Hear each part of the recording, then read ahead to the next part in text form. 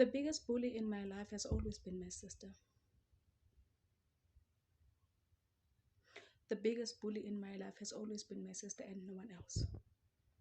Because tell me why, because every time angiqala ngixoxela yena iy'ndaba zami, ngixoxe ngitshele ukuthi udadewethu, I would actually find iy'ndaba zami sekuthi ngilandwa ngibizwa kwi-family meeting ubhuti wami and everything. Kube ukuthi nje ngiyahlala amamanzi ngikhulunyiswe ekhaya. The biggest bully in my life has always been my sister because of wangitholela umsebenzi. What my sengitholele umsebenzi, tell me why, because of yena waqala esebenza lapha ngisebenza khona e-call center, i-night shift.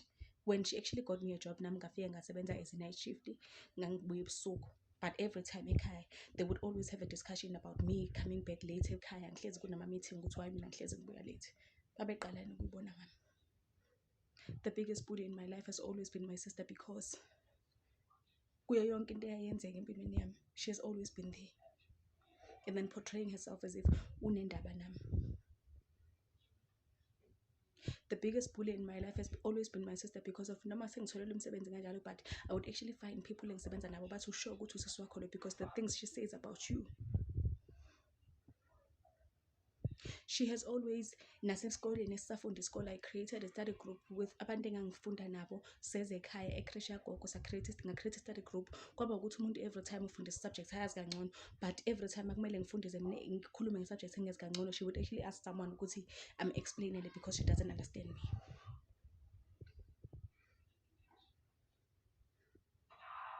Kuyo yonke into eyayenzeka, she has always been there. The biggest bully in my life has always been my sister because of sengixoshiwe ekhaya, ngahamba ngaqala afresh. Kwathi la sengilokhu sengithola umntana wami wesibili, she always had something yokuthi kumele ahambe egijima emva kwami abheke ukuthi ngenzani nini ngasiphi isikhathi. For some reason she actually found a picture of me ngangiyipostile ku-Facebook. Maya ibona nginempumulo enkulu, I was pregnant at the time. That's when she started talking to me ukuthi, are you pregnant? After isikhathi esingaka uzofika uzongibuza ukuthi ngi-pregnant, ngingamphenduli. She then went to my sister, omunye engizalwa naye esayidini lamamami, asking questions. Usisi wami-ke, being the person that she is, noma sengamcela ukuthi angamtsheli lutho, wamtshela ukuthi okay fine, this is what is happening. She said uyayi-envy i-relationship enginayo nosisi wami, uyafisa ukuthi ngathi singalungisa izinto, blah blah blah. Sharp usisi wami hayi ngikwade vele ukuthi hayi wayemtshelile. She went on Facebook and posted about iy'ngane zikababakhe. What I love my family. Ubhuti wami omdala wambiza ngegama, olandelayo wambiza ngegama, wasesebiza lo wokugcina wambiza ngegama. Wathi this is the only family I have. Ngathula. What my qale ngi-approach ngilanda ngendaba yami i-pregnancy, ngamtshela iy'ndaba zakhe because of why are you only interested in my life because of ufuna ukwazi iy'ndaba zami. Wathi ngasho into ebuhlungu kuyena at that particular time, waphuma kumina. Vele ngase ngivele ngixoshiwe, ngihlanganaphi. She came back now recently, ethi siya-reconcile and everything sharp because of wayesegile obani uye ubhuti wakhe lo munye lo wangixosha ekhaya. She came to me telling me how bad situation yayinjalo endlini. Ngabuza ngasho ngathi uya-understand manje ukuthi ngangifila kanjani at that time nginandaba nami. Wathi yes ngiya-understand.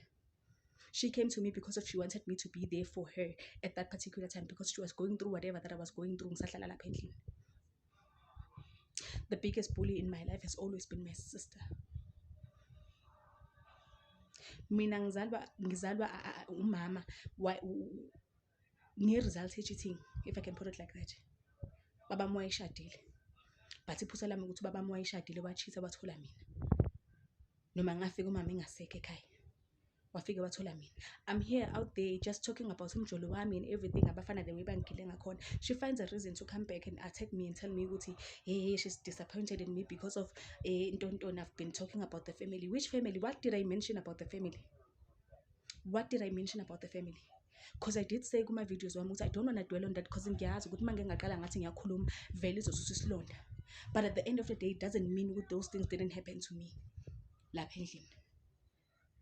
Ngangihlezi ngihamba ngesikoleni, ngangikheriswa mina uthisha wami oyengifundisa bekhera bona ekhaya. Ngangikheriswa uthisha wami mina. Even my dad failed me kangangokuthi kwathi noma sengihlala naye. I remember one year ngazange ngithengele impahla zeChristmas. Waphuma wezegoli wazothengela iy'ngane zakhe impahla zeChristmas. Wangishiya endlini mina ememele engangithengelanga impahla zeChristmas. Ngaba hurt ngathi okay sharp. The biggest bully in my life has always been my sister because of nami sengifikile ekhaya ngihlala nabo. The only portion ye-wardrobe enganginayo ye-closet kwakuyi-just ishelf eliyi-1 ukuthi ngipakishe zonke iy'mpahla zami, but yena she had a very big wardrobe kwakuyi-built in. I never said anything because vele ngangifila zaziziningi izinto engenza ukuthi ngifile ukuthi la ekhaya I don't belong. Ngiphume naye sihambe siyojiva. I remember one day ngiphume naye ngihambile ngiyojiva siye kaBen, wangishiya etafuleni wangitshela ukuthi ngislow, wahamba nabanye obhuti abangabazi. For her to call me mase qale se-stranded ubhuti abantu esefuna ukumnikeza inkinga esengitshela ukuthi use-Pambridge and what not, I had to organize a transport ukuthi izizomlanda. Yathi mase imlandile yafika yamshiya endlini kwamele nami kumele ngishiye ubumnandi ngibuyele endlini. Ngathi I will never do that. Every time makuthi ngiphume naye endlini there was never going to be a problem, but mangeke ngaphuma nabangani bami there was always an issue endlini. Yena maye ephumile nobhuti wakhe, they would actually go out nobhuti wakhe baphuma ama-out. Mina I was not allowed to go out. The biggest bully in my life has always been my sister. Sizola siba 4 kubaba 5. Bhuti omdala wami wangamukela. The only person who made me feel like I belong. Ubhuti omdala, and angazi naye ukuthi sahlukaniswa yini, but anginandaba futhi. But akekho omunye umuntu wangenza ngafila ngathi ngiyabelonga kuloya muzi. Because tell me why now she comes on my WhatsApp and tell me ukuthi, hey, you've been talking about the family. Ngikhuluma ngathini ngefamily yakho? It's not our fault ukuthi ubaba waba nezingane ngaphandle komshado. Uhlangana phe indabeni zabantu abadala? Ungena phe indabeni zabantu abadala? Where do you enter? Why do you feel like every time when it has to be you ohleze khuluma? Abantu abamaziyo bayazi how talkative she is. Abantu abamaziyo on a personal level would actually tell you, probably 90% of people abamaziyo on a personal level, they would actually tell you ukuthi she's a bully. Kangangokuthi nasekhaya they know, but they will never address it. Because yena ekhaya mayiqala esukuma ekhuluma, everyone must listen to her. Biggest bully in my life has always been my sister. Ngiyiphostele ivideo yami ngomjolo wami, ngixakekile mina, ngiyikhulumela ukuthi okay, what I went through in life. I never mentioned your family. But for some reason you find it ukuthi uzongitshela lokho ngitshela kona ku WhatsApp wami. And then namhlanje I took a decision that I'm going to stand up for myself against the bullying yakho. Ake ngaba nelekhuzana mina saba nama-orals esikoleni. Saba nama-orals esikoleni ikole zethu zasikhompyutha. Kwakumele sibe ne-speech esasizosenza. Ngamupha ama-hint ukuthi okay sharp nasi sami script ngisibhale kanje. Wafika esikoleni. Wangena kuqala yena. She came before me. Wayipresenta njengoba injalo. Iscript engangizosisho ngiyakhumbula imizwa wesiZulu engibuza ukuthi nondumo sokwenzakalani nomuntu lo engathi usisi wami. I was always intombazane yasemakhaya emehlweni akhe engazi lutho. Edom, only to find out ukuthi ngangekho dom mina. I was very smart. The biggest bully in my life has always been my sister. Naye baba wangifela because of for some reason bekathi noma ngithiwa sivakashile sonke ekhaya ngangikhuliswe mina ngendlela yokuthi awuyicela imali. But he would actually find it necessary ukuthi anikeze izingane zakhe lezi ezinye ezimbili imali mina nganginikeze ngikhona ejardini. Bese bangitshela ukuthi hayi ufuna ukuthi uyicele. Angikwazi ukuyicela imali and akakaze angitshele naye ukuthi fanele ngicele. I'm just getting to know this person. Ngiqala ukumazi. Abanikeza ama-R100 abanike ngisale ngincela iy'thupha ngingenalo lutho. He failed me naye. Njengoba lo eza namhlanje ezongitshela ukuthi babakhe izeno zababakhe kwasha kwacima ngoba nakhe ethola ingane ngaphandle. I never said ukuthi izono sakho ukuthi ubaba wathola ingane ngaphandle. I never said it, you said it. Phuma endabeni zabantu abadala. And ngiyazi ungiblockile everywhere. You will find this video. Thama iqedwe ngatheka kwaTsapa lokho bese njalo umsangano wakhe ngamphendula for the first time in years. Ngathi lalela la ngimdala nginekwami manje. Yes, ngirentile manje kukwami la and I don't have to explain myself to you. Wangiblock everywhere. And I know ukuthi kunabangani bakho la abazothatha le video bayoyifikisa kuwena. You have always been a bully, a biggest bully in my life, Ntombazane.